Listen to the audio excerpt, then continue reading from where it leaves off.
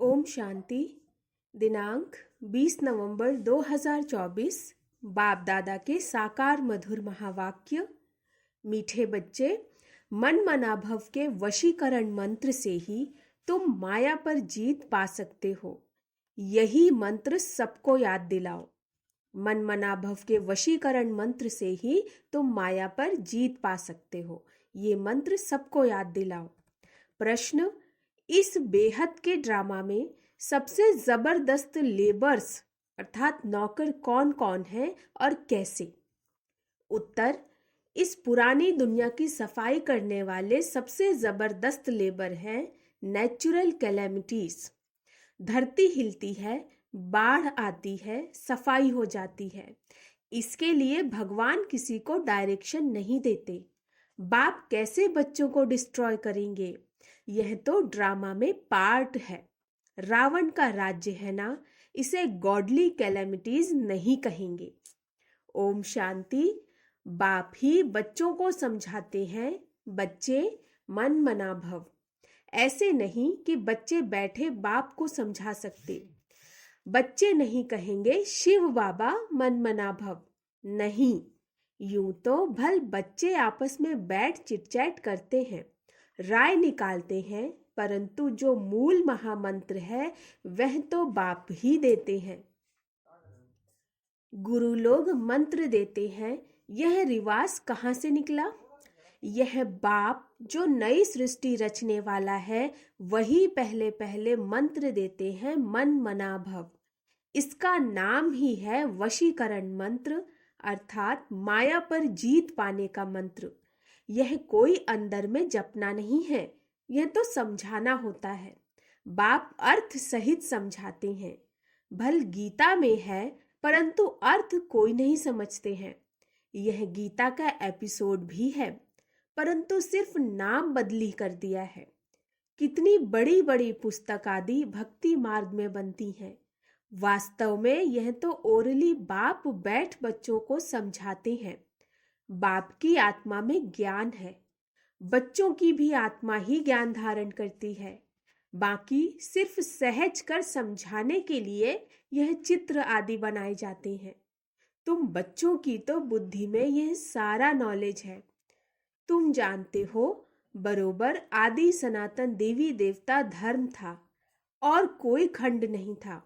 फिर बाद में यह खंड ऐड हुए हैं, तो वह भी चित्र एक कोने में रख देना चाहिए।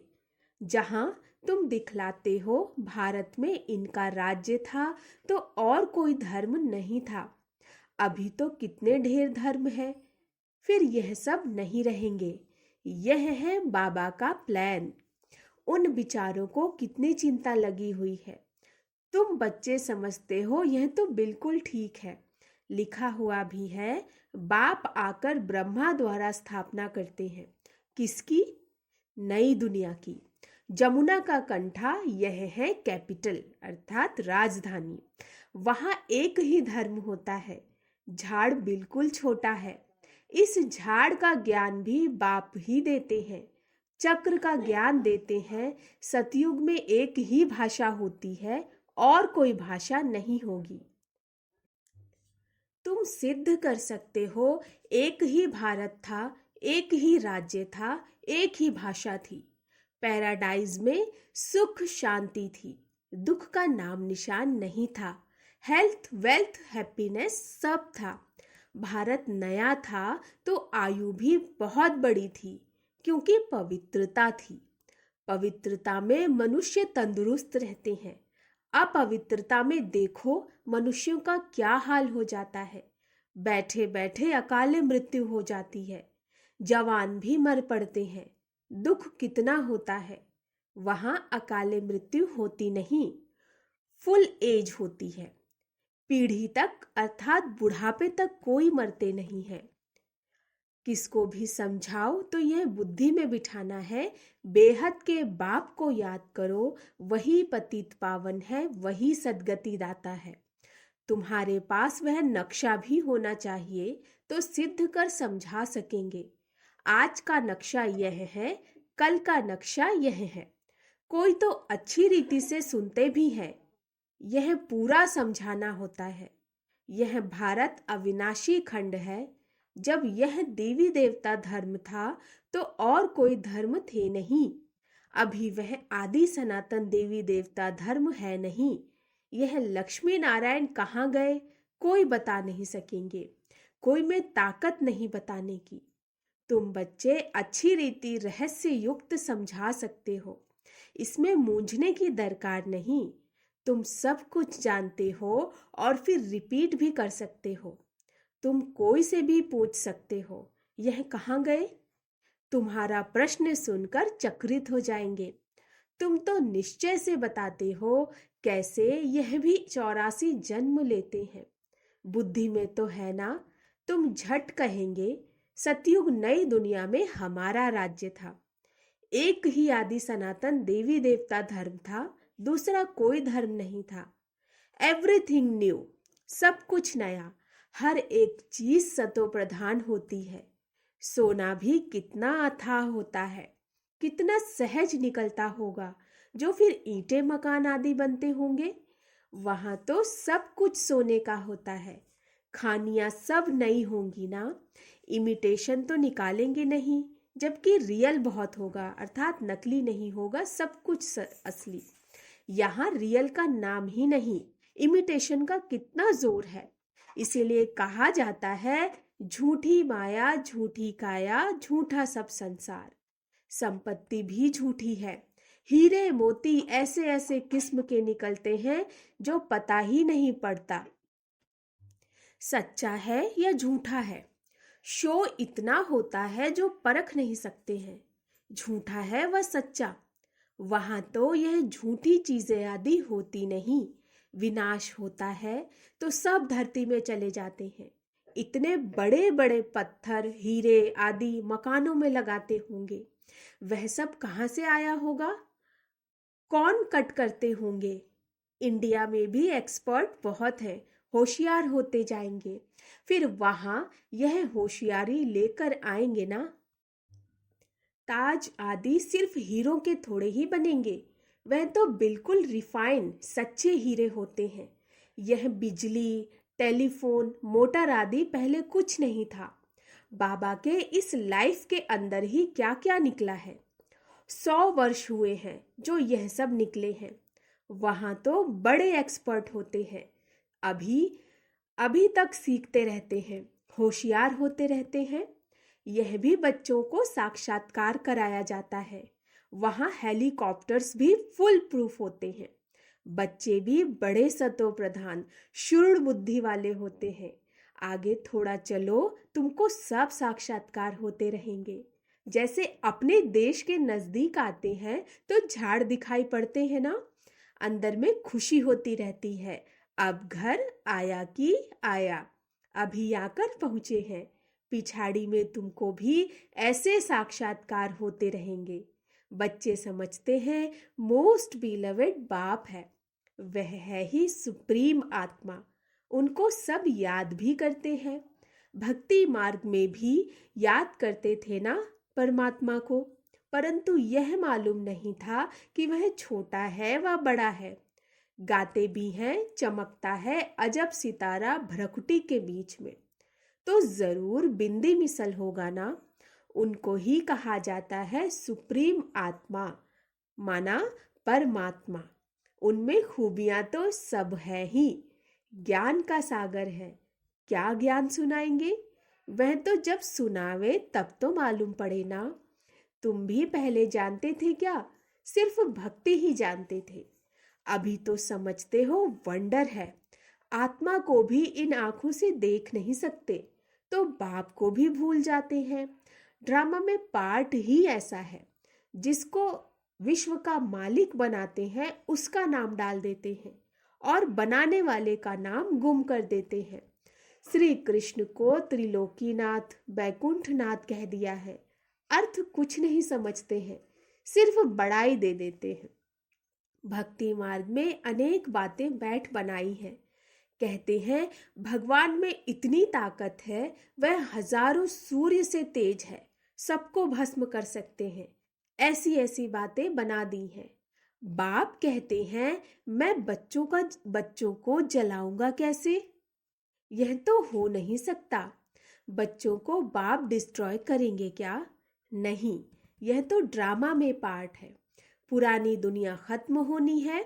पुरानी दुनिया के विनाश के लिए यह नेचुरल कैलेमिटी सब लेबर्स अर्थात नौकर हैं। कितने जबरदस्त लेबर्स हैं। ऐसे नहीं कि उन्हों को बाप का डायरेक्शन है कि विनाश करो। नहीं, तूफान लगते हैं, फेमन होती है। भगवान कहते हैं क्या यह करो? कभी नहीं। यह तो ड्रामा में पार्ट है।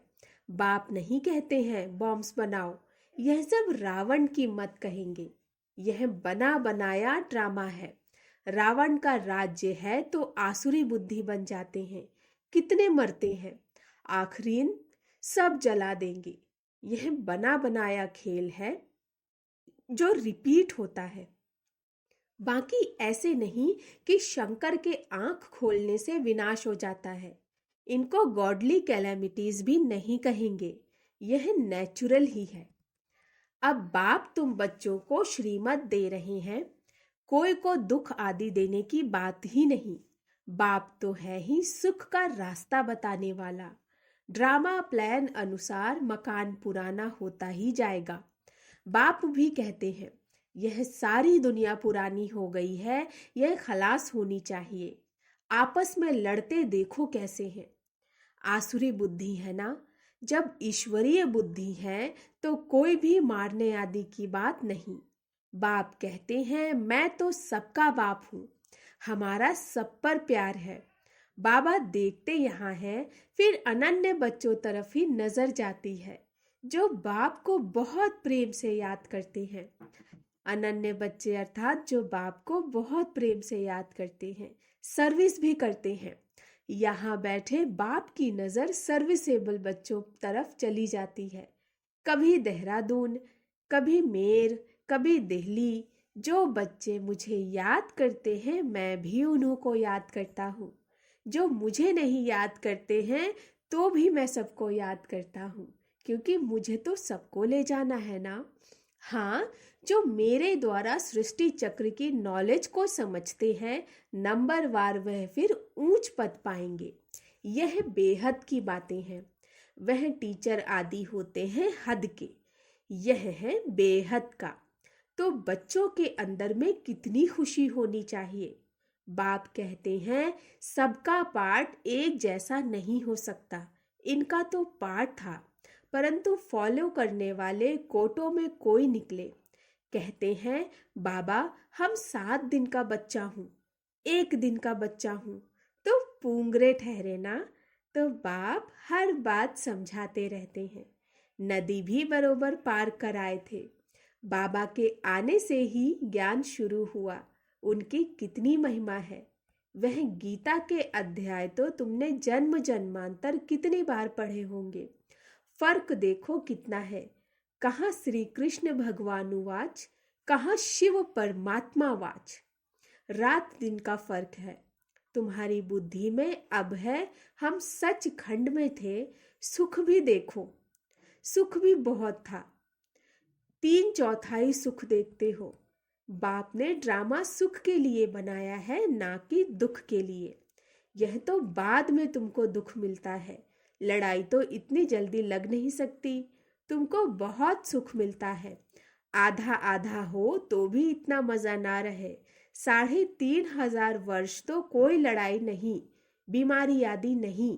यहाँ तो देखो बीमारी पिछाड़ी बीमारी लगी हुई है। सतयुग में थोड़े ही ऐसे कीड़े आदि होंगे जो अनाज खा लेवे, इसीलिए उसको तो नाम ही है उसका स्वर्ग। तो वर्ल्ड का नक्शा भी तुमको दिखाना चाहिए, तब समझ सकेंगे। असल में भारत यह था और कोई धर्म था नहीं। फिर नंबरवार धर्म स्थापन करने वाले आते हैं। अभी तुम बच्चों को वर्ल्ड की हिस्ट्री ज्योग्राफी का मालूम है। तुम्हारे सिवाय बाकी सब तो कह देंगे नेति नेति। हम बाप को नहीं जानते हैं, कह देते हैं उनका कोई नाम रूप देश काल है नहीं। नाम रूप नहीं तो फिर कोई देश भी नहीं हो सकता है। कुछ भी समझते नहीं। अब बाप अपना यथार्थ परिचय तुम बच्चों को देते हैं। अच्छा, मीठे मीठे सिकिलधे बच्चों प्रति माता पिता बाप दादा का याद प्यार और गुड मॉर्निंग। रूहानी बाप की रूहानी बच्चों को नमस्ते। हम रूहानी बच्चों की रूहानी बाप दादा को नमस्ते नमस्ते नमस्ते। गुड मॉर्निंग बाबा। धारणा के लिए मुख्य सार। सदा अपार खुशी में रहने के लिए बेहद का बाप जो बेहद की बातें सुनाते हैं उनका सिमरन करना है और बाप को फॉलो करते चलना है। दूसरा, सदा तंदुरुस्त रहने के लिए पवित्रता को अपनाना है। पवित्रता के आधार से हेल्थ वेल्थ और हैप्पीनेस का वर्षा बाप से लेना है। वरदान, सर्व प्राप्तियों को स्मृति में इमर्ज रख, सदा संपन्न रहने वाली संतुष्ट आत्मा भव। सर्व प्राप्तियों को स्मृति में इमर्ज रख, सदा संपन्न रहने वाली संतुष्ट आत्मा भव। संगम युग पर बाप दादा द्वारा जो भी प्राप्तियां हुई हैं उनकी स्मृति इमर्ज रूप में रहे तो प्राप्तियों की खुशी कभी नीचे हलचल में नहीं लाएगी, सदा अचल रहेंगे। संपन्नता अचल बनाती है, हलचल से छुड़ा देती है। जो सर्व प्राप्तियों से संपन्न है वे सदा राजी सदा संतुष्ट रहते हैं। संतुष्टता सबसे बड़ा खजाना है। जिसके पास संतुष्टता है उसके पास सब कुछ है। वह यही गीत गाते रहते कि पाना था वो पा लिया। स्लोगन, मोहब्बत के झूले में बैठ जाओ तो मेहनत आपे ही छूट जाएगी। मोहब्बत के झूले में बैठ जाओ तो मेहनत आपे ही छूट जाएगी। अच्छा, ओम शांति।